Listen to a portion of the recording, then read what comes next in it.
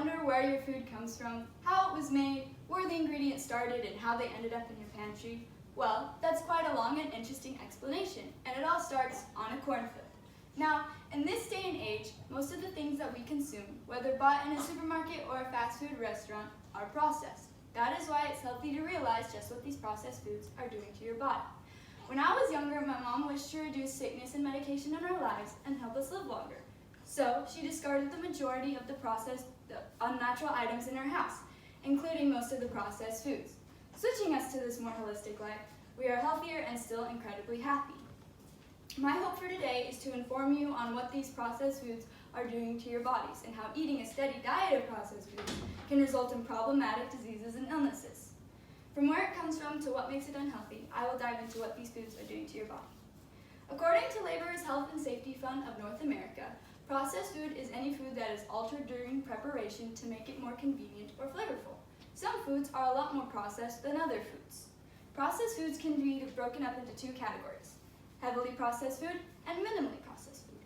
Minimally processed food has not been altered from its natural state and is filled with chemicals such as preservatives and pesticides.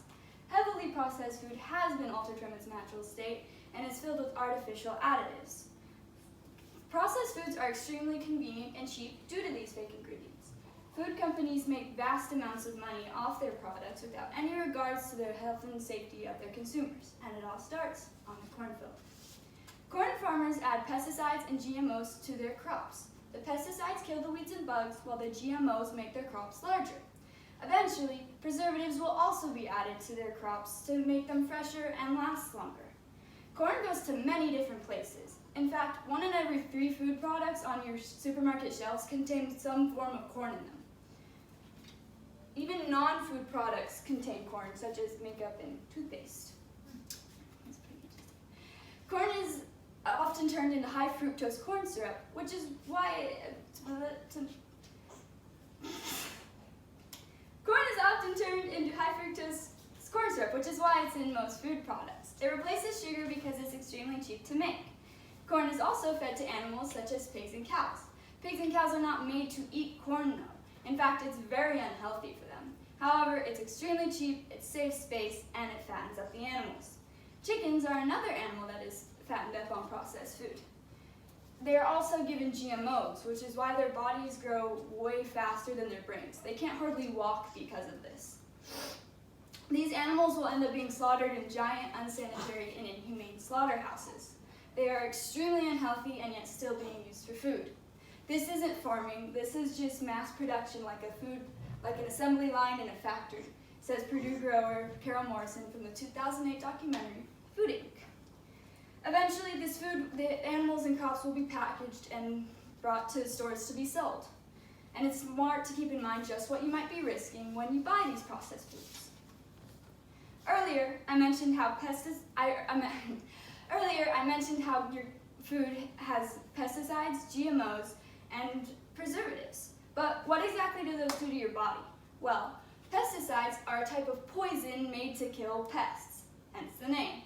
CureJoy, an informational platform on nutritional health, explains how pesticides can cause diseases, genetic changes, mental disorders, and emotional disorders to anyone who consumes or even comes into chronic exposure to pesticides. GMOs, which make your food larger and stand for genetically modified organisms, can negatively affect your immune system and cause infertility. Preservatives, which make your food last longer and ultimately put money in food companies' pockets, cause vital organ failure. Processed food is low in fiber and nutrients, full of trans fat, and causes slow digestion. They increase your risk of cancer, diabetes, high cholesterol, depression, heart disease, and especially obesity. The sad reality of today is 1 in every 3 Americans will experience obesity. In the past century, many first world countries have become extremely reliant on processed foods. Along with this, many people are unaware on how eating a steady diet of processed foods can result in problematic diseases and illnesses. From the cornfield to the supermarket shelves, the unhealthy food you are consuming can cause a plethora of problems regarding your mental, physical, and even emotional well-being. In the words of Anna Thomas, We all eat, and it would be a sad waste of opportunity to eat badly.